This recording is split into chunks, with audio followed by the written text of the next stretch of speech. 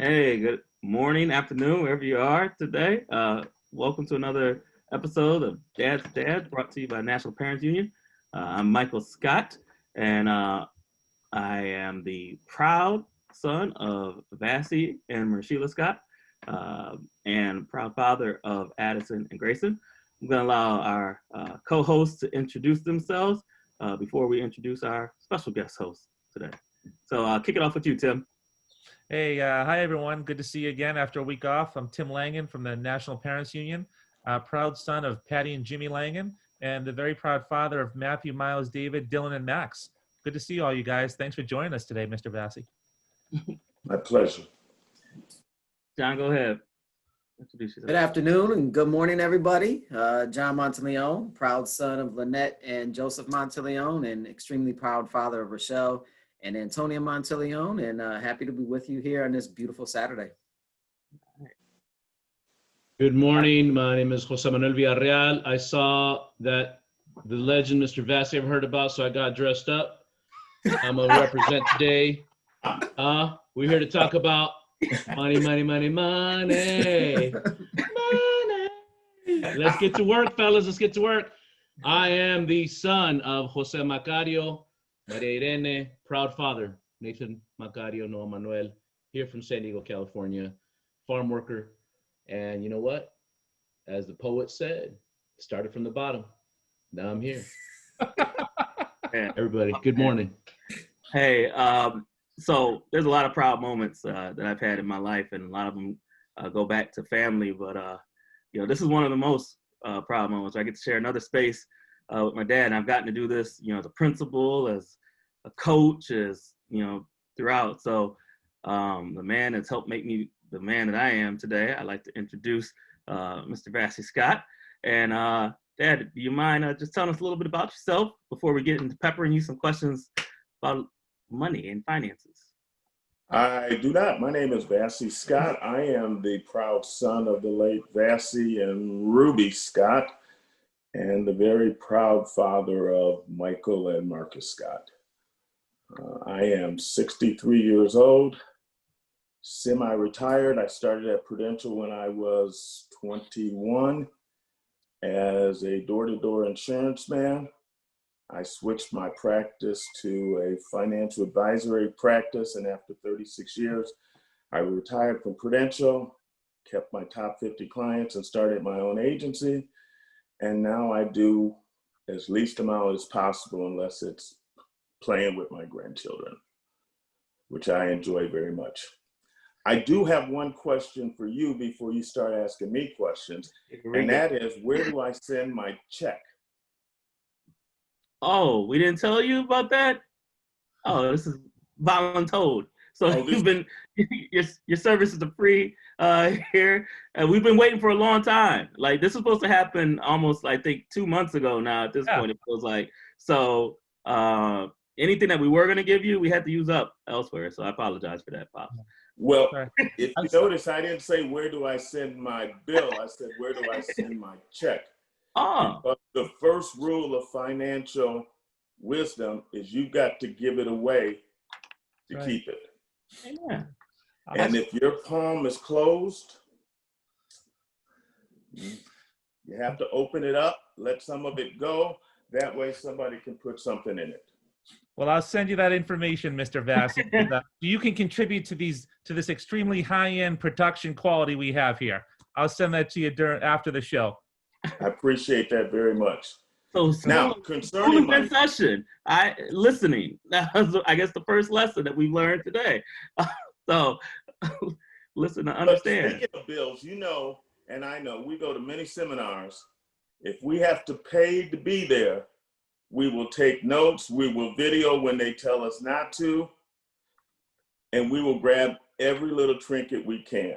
But if we don't pay for it, it just goes by the wayside. So today is what it is what it is.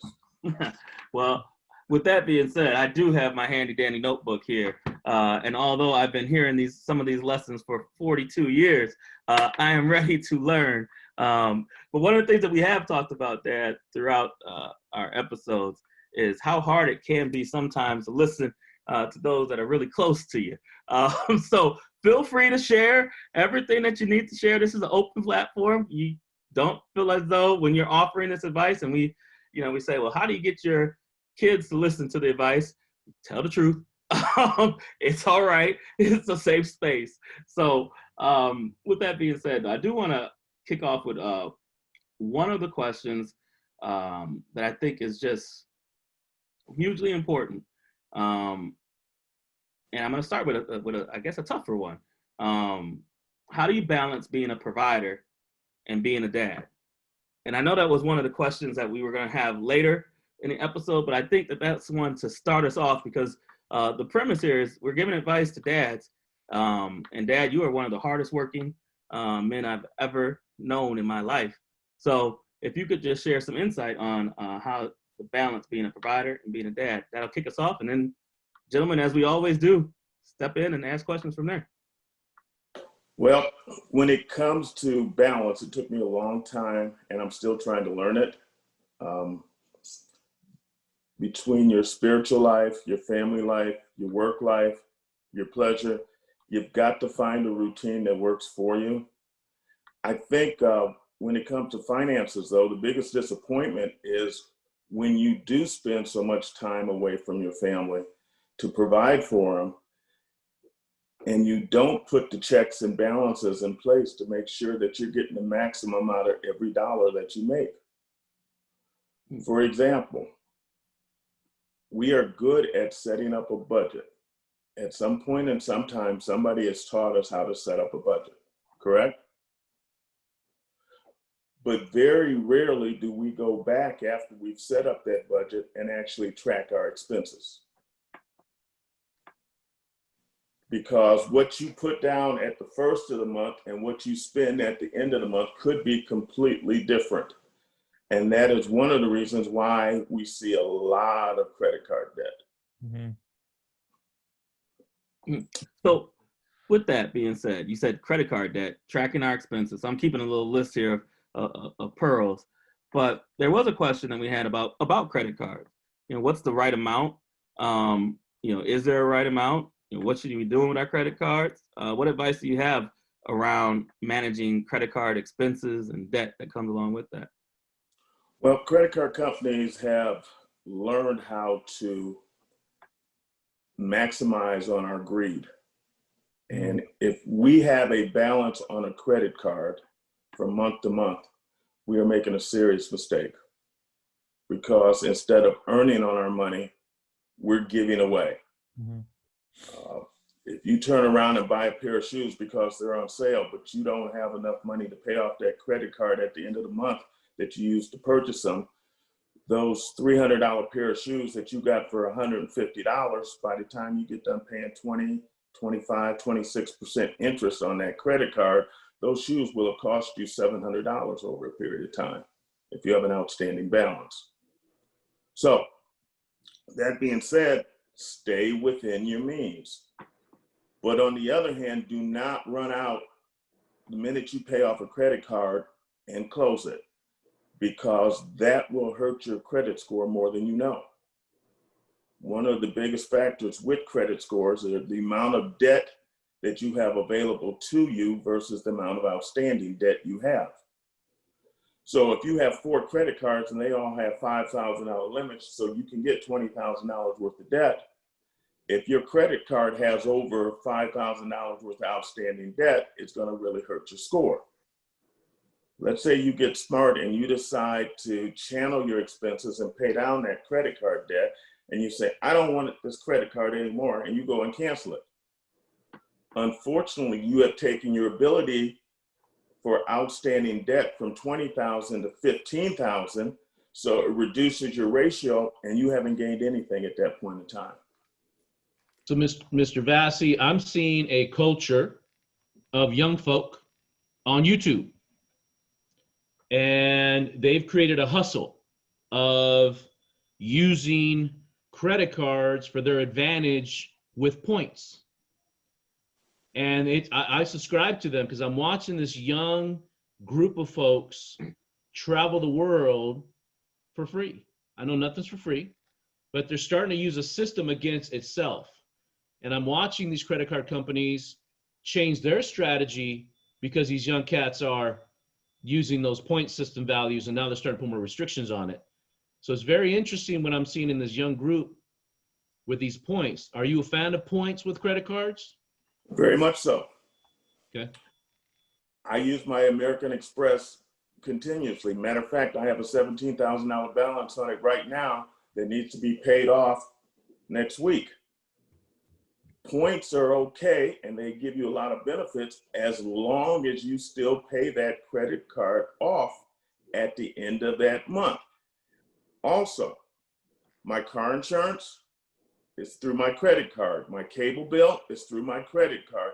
Anything that I have to pay on a regular basis is through my credit card, so I take advantage of those points, but I don't allow the balance to go beyond 1 month. Vassy, I got a question. I want to take it back just a little bit because, you know, what you said about having outstanding debt on credit card is, you know, you're not making your money work for you. And I think the four of us on this screen have heard that before just because of our age, and, you know, we've kind of been there and done that. But what about the new fathers that are listening and they've just heard that for the first time? Like, okay, dog, I have 3 different credit cards. They each have a couple $1,000s on each one. What do you say to that young dad that is saying, okay, I made the mistake. Now what? What do I do now? Like, I can't pay them off next month, but do they consolidate them? Like, what's the advice that you say to the new guy that's just hearing that news for the first time to reduce that debt? Well, I go back to when I was talking about budget and tracking expenses, and you can do that manually with a yellow pad, or you can find a piece of software just like Quicken. The first thing you've got to do is find out where you are spending your money and what are you spending it on. Based upon that, you have to make certain lifestyle changes if you are living beyond your means. You have to prioritize what's important to you. I mean, before you had kids, having a Nike collection was a prestigious thing. Now Pampers, daycare, a few of those other things are a little more important. You have to prioritize that to find out what's really important. And if you have a companion, you two have to be on the same wavelength. If she's spending her money over here and you're spending your money over there, she sees you buy a new driver, she's gonna go out and buy a new dress. What's Mike remind us about what his dad taught him? Pick your partner, huh? Choose wisely. wisely. It's been ingrained in me early and Once again, often. You don't know exactly what you shouldn't be spending unless you're tracking what you're spending your money on. It's like playing sports. Any athlete you know is proactive, not reactive. How are you going to play basketball on your heels? So Vassy, is that something you always did? Because you've always had a financial background. You've always it sounds like you've always worked in finances. Did you start out with that as a new father? Whereas, like, I can tell you when I was a new father, I went through that transition.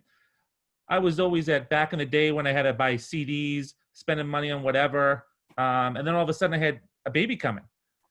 And I went to the opposite. I went from being spending too much money to, I got to tell you, man, being a cheap bastard, like super, super duper cheap, to almost being like unhealthy, you know? How did you make that transition? Wow. You know, when Michael was first born and I first started at Prudential, we bought groceries twice a week.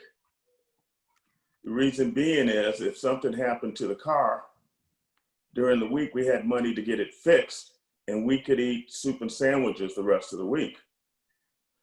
I thought it was a curse, but I realized it was a blessing. There was no one in my family that I could go to and borrow money from. So I had to learn the hard way. I had to get a credit card. I had to use that credit card, max it out. Then I had to pay the charges. for maxing it out. I had to pay the late fees. Then when I went to purchase another vehicle, I recognized how it affected me when I got ready to purchase that vehicle. So there were hard lessons learned, but I was fortunate enough that I had good mentors that were willing to share with me what I needed to do to correct those situations. And we've all been there at some point in time. You know, it's like I got the cruise ship behind me.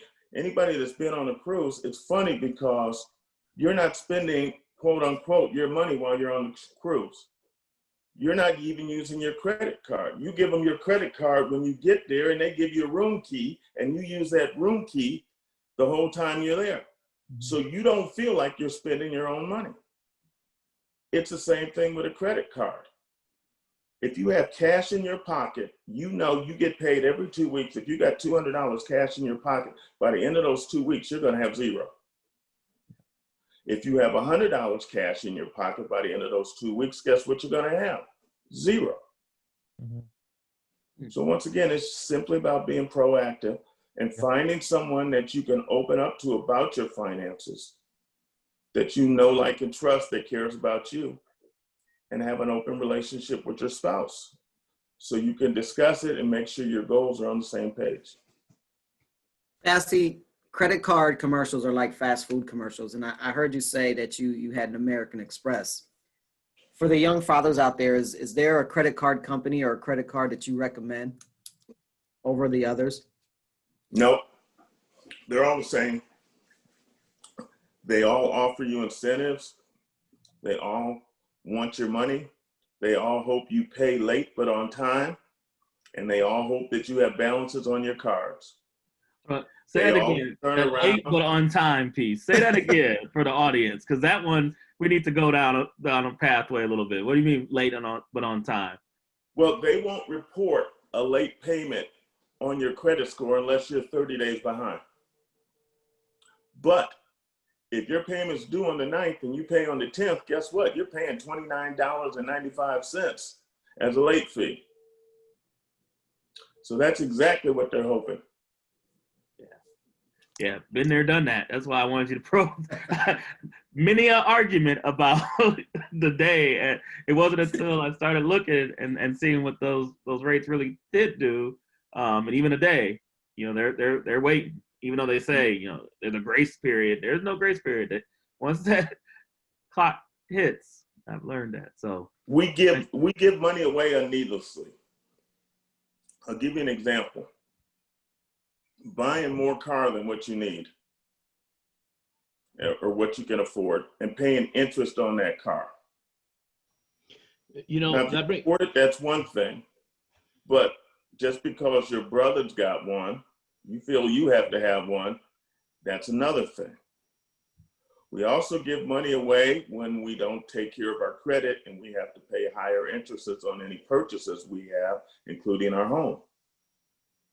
And last but not least, when you have the ability to refinance and take advantage of that situation and you don't, in these particular interest rate sensitive environments, you are giving away a boatload, pardon the pun, boatload of money. Hey, gentlemen, I told you it was going to get real. The next thing you know it, before your own very eyes, we are in a whole different season. Oh, he's ready for us. And by that time, it's too late. All you can do is plow yourself out. Wow. Yeah, you're not getting my spot. So, gentlemen, don't think you can just go get the seasoned Scott and kick the young one to the curb. So, but I will say this to those that are paying attention. You never stop being a dad, no matter how old your children get. You never stop teaching, and that was a very kind. You get wiser in your approaches. So that was just a little commercial that he just did about refinancing, but that was directed directly to a certain member of the panel, and I'm just gonna put myself out there, and that's okay though. That's what relationships should evolve into, right? So I do want to kind of Well, I think there were a couple questions still out there. Well, So could you I have ask something, one Mike, more. real quick? Yeah, go ahead. Jump So, in. so Mr. Vassy, the one thing that, back to the car issue, Mm-hmm. my trauma is being broken down on the way to the border and back of Mexico and saying, and my mom and dad, my dad, rest in peace and glory, he said, you know, your car are your legs. Your car is your life. So I'm all about the Toyota. Reliable, gets me there, gets me back. And I want a booming system, you know? And I got to get to work because that's money for me, right? That's my family, that's my health, that's everything. So don't, you know, that's my trauma, right? So we talk about trauma and money, that's mine. Now, if I ever make a gazillion dollars, might I have something flash in the garage, take it out every once in a while? Maybe. But my reliability is my Toyota. That's really, so it's interesting you say that. That brought me back to my childhood being broken down on the side of the road with having to fix these old cars. Well, I'm not saying buy a old heat and try to use that old heat to get from A to B, but Yeah. the manufacturers have gotten very smart, and they will find reliable cars for you with various. They give you that technology, the Apple, what's the Apple Play? They give you the all those features in that Corolla Toyota that they give you in that Avalon. Now, depending on which one you want to drive will determine what you're driving when you retire, and depending upon social insecurity at that point in time. And there's nothing wrong starting off with a Corolla and advancing to an Avalon when it's your time and your season. But if you're just picking an Avalon right now because you feel that you deserve it and you haven't put away for another season, then you'll pay that price later. It's real simple. So let's probe there a little bit. You said put away, and I want to come back to like, so originally we were talking about, at some point we were talking about checks, and you get your check, you know, whether it's direct deposited or it's a, you know, check in hand. What's your advice for dads when you get that check? Yeah, let's go there. Okay. You know the difference between rich people and poor people? It's really very, very simple. Rich people make $1, they pay their tithe, they pay themselves, and they live off of the rest. Poor people may not pay their tithe, they spend everything they have to spend or want to spend, and they say they're going to save what's left. But eventually they never do that. Right now, we like forced savings. We like the ability to have a 401k, a 403b, an opportunity to set aside money that we don't see. Correct? Yep. Well, if you went to work tomorrow and your employer says, we got a pandemic going on, you've got a job, but we got to cut your pay by an extra 20%. And you know, any place you go to live, they're going to cut that pay by an extra 20%. Any place you go to work, correct? Yep. You'll find a way to live off of 20% less. Now imagine if you put that 20% aside in addition to what you're throwing into your 403b. Mm-hmm. Understanding the rule of 72 that says your money will double. Whatever interest rate you divide into 72, that's how long it's going to take your money to double. Imagine if you took an extra 10 to 20% of your money and put it away. Not confined to a plan that when you decide to take it out, you're going to have to pay tax on it. Because guess what? One of the biggest lies of all time says when you retire, you're going to be in a lower tax bracket than you are right now. Well, if you've been doing your very best to maintain the same standard of living when you get ready to retire and you're sitting back with $250,000 in a 403b or a 401k or an IRA, every dollar of that you take out is going to be what? Taxable. Yep. And I hate to tell you this, not getting political, I don't care whether it's Democrats or Republicans, with the deficits that we're occurring now, what do you think taxes are going to do? You think they're going to go up, or you think they're going to go down?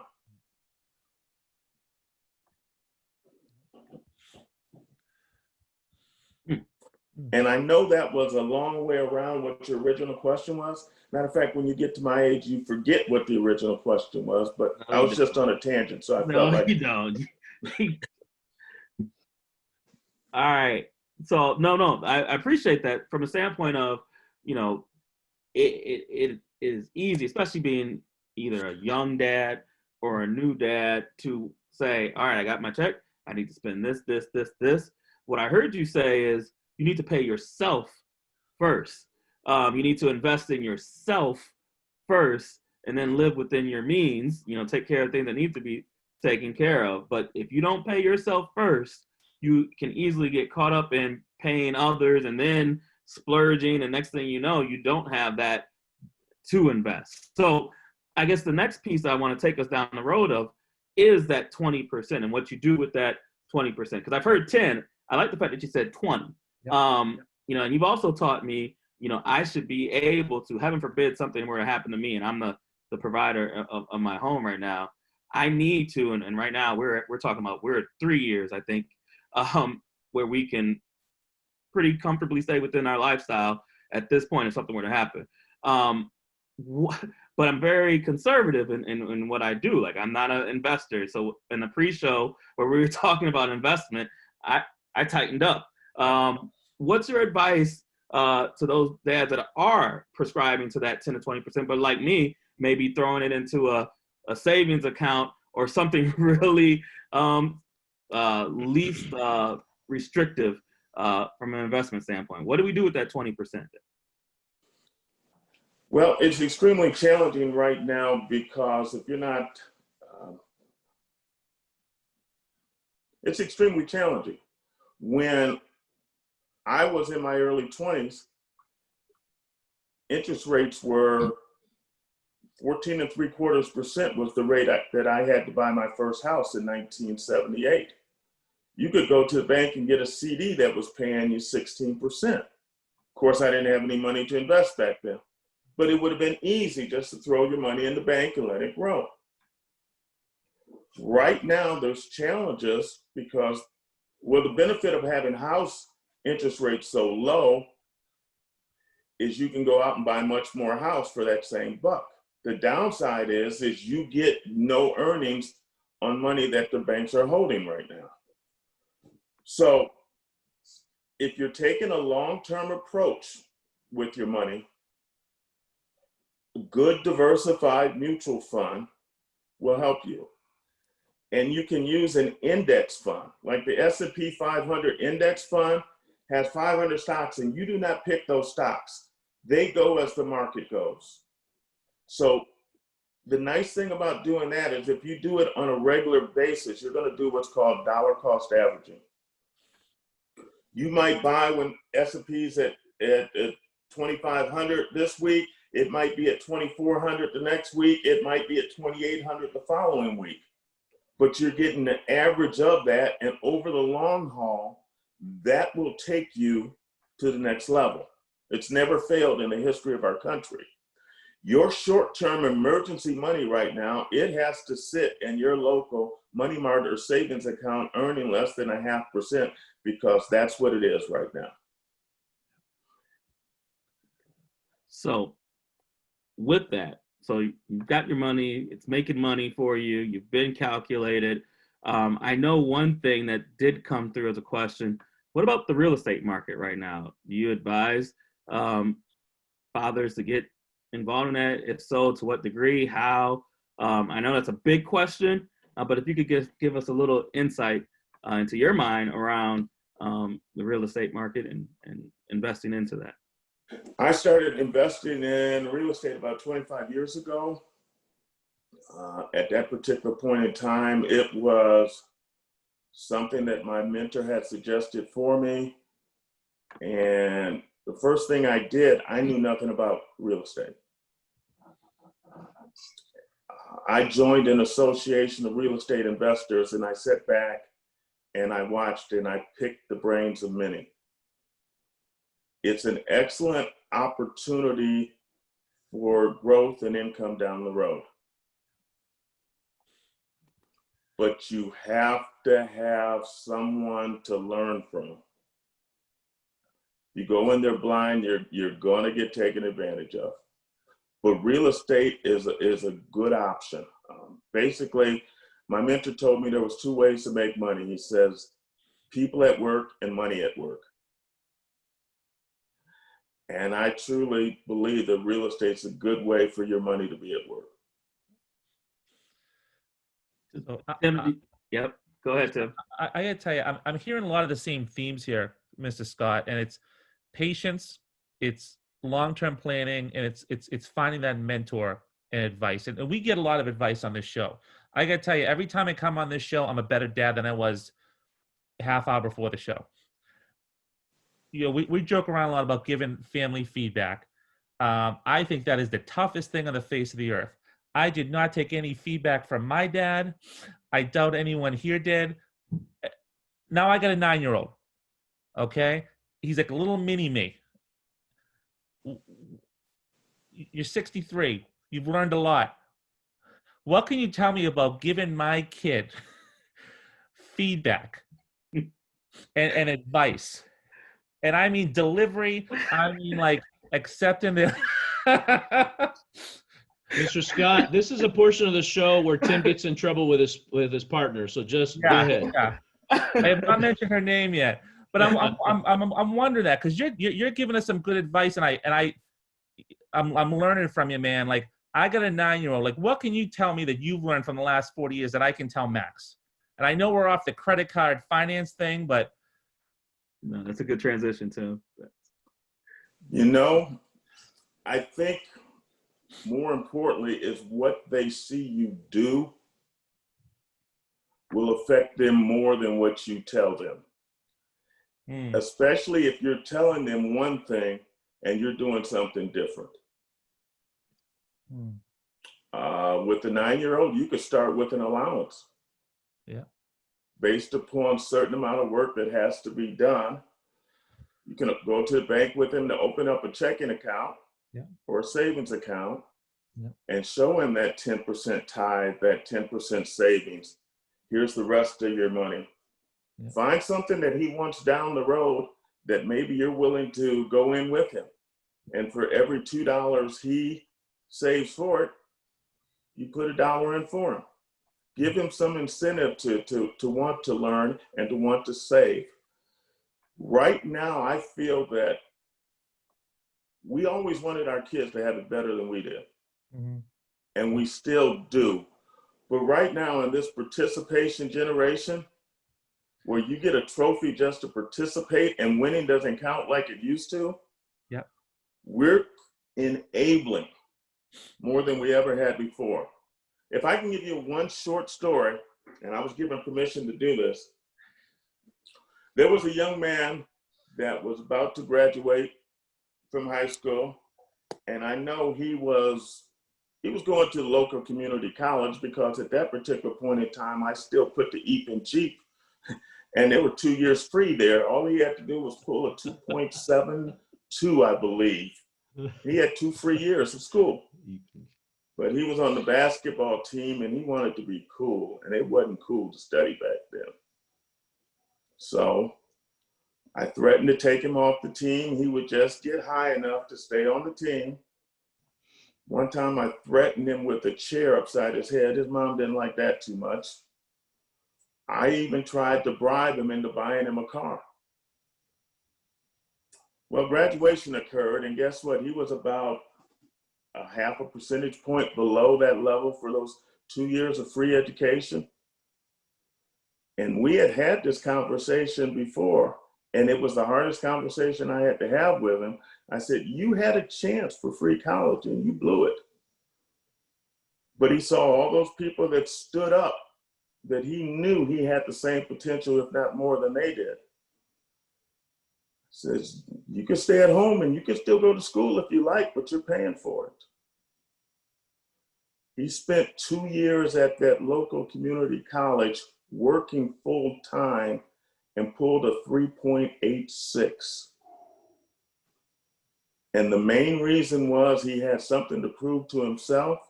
And other than that, he had some skin in the game. Mm-hmm. It was his money paying for those classes. Mm. So when you talk about what we do for our kids, sometimes I believe we're giving them way too much and not having them expect and believe in themselves. Well, I got to tell you, And any other stories about a certain individual on this panel, for a small nominal fee, you hook me up and I'll really give you the good ones. well, I got to tell you, Mr. Yes, Scott, yes. you know, it is tough, I find, these days to teach kids like grit. And my thing is like, I want my kids to grow up to have like life skills, you know, like, and that might be something like my kids are going to learn how to wash the dishes. They're going to learn how to change a tire. They're going to do those things because it just makes I don't want to say a better man, but a stronger adult. And not to get too deep here, but you weren't getting off the hook with this one without me telling you this. After every single show, I will tell you right now, my girlfriend, who runs the National Parents Union, says to me, why can't you be more like Michael Scott? Every single show. You need some more Michael Scott in your life. And I got to tell you, man, you've done a hell of a job. And forget about being a boyfriend or a husband like Michael Scott. I want to be more of a dad like Michael Scott.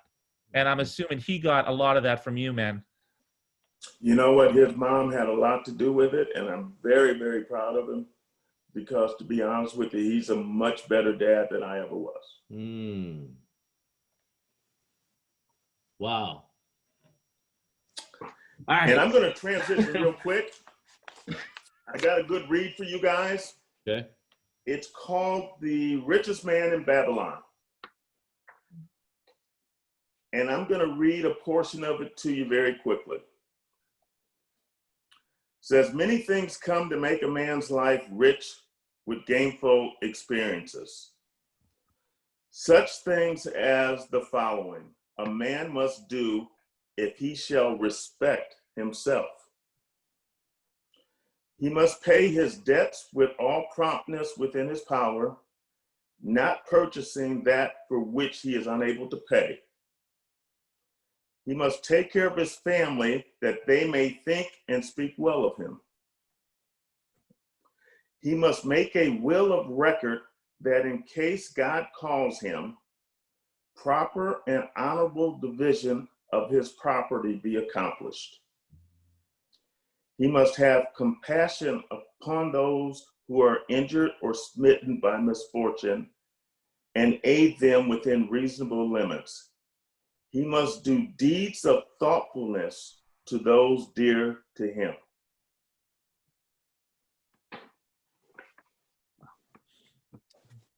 With that being said, the goal is to protect, accumulate, and direct your wealth as men of your households. If you don't have your wills in place, make sure you take care of that immediately, because there's an emotional loss if you are gone. There's no reason to have a financial loss on top of that. Make sure you also have powers of attorneys in place so that, God forbid, you're not dead but disabled, somebody can carry on business for you. In the accumulation phase, we are talking about setting money aside for down the road. Do not overlook the Roth IRA. Your traditional IRA, you pay no tax on it now, but you pay tax on it later. The Roth IRA says you pay tax on it now, you pay no tax on it later. It's very simple. The Roth says pay tax on the seed. The traditional IRA says pay tax on the harvest. So if you have an option in your 403Bs to go Roth versus traditional, I suggest you look at it very, very seriously. Vassy, there's some young fathers out there that are going to listen to you, but there's also some young fathers out there, you know, you're saying some things and they might not exactly know where to go, where the entry point is. So you're saying, you know, if you don't have a will in place, get that in place ASAP, power of attorney, etc. some fathers might hear those things and get scared because when they think of will and power of attorney, they think lawyers or they think money. Can you tell them where to go? What are the first steps to get those things in place? Basically, you can have a will and a power of attorney for under $250. And we don't have time now to go into detail about them. I would simply tell them to Google it. They Google everything else. Internet has a lot of information out there. Amen. Nothing wrong with that. And I know we've gone a little bit over of our time, but man, I feel as though we could probably keep going for another hour or so. But I do want to say thank you, Dad. There's, like I said, there's been a lot of things that have made me proud in my life relative to our relationship, but being able to share this space is right up there. So thank you for your time. And gentlemen, I'm going to give you one more go around. Last thoughts for this episode and the week ahead. I already emailed Carrie. I was texting Carrie, my partner, while we were talking. I said, I'm coming over with some spreadsheets. We're tightening up. So just thanks for your feedback. Thanks for your time today. And thanks for Michael. Thanks a lot. This is great. I appreciate you being here. Thank you again. I put this hat on to be incognito, because I don't know what How'd that work out for you? Oh, man. This is a blessing. This is a blessing. God is good. I'll never forget what Michael Jordan joked about one day. It made me really think about money differently. Republicans buy shoes too. Thank you, everybody. John? Vassy, Good job. Vassy, I have the great pleasure of knowing you, and you're a pillar in our community, and it's always been an honor. And in the gift that you have given all of us, and not only myself and your son, Mike Scott, I can't thank you enough. I thank you for joining us. And, I'm definitely going to, I have to say that I don't have a will in place. And, Mike asked what we're going to do in the week ahead. I'm going to set up that appointment with my financial advisor / lawyer and get that done. I thank you for raising that up and urging us to do that. Yeah. So everyone, have a great week. Thank you for tuning in as always, and allowing us to just have a little bit of therapy, a little bit of time. And Jose, those trees in the background, see, those are trees that are his.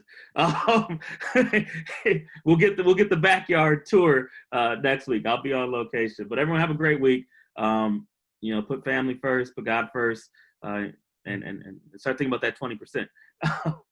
Keep doing what you're doing, guys. Thank you. Man, that was a great show.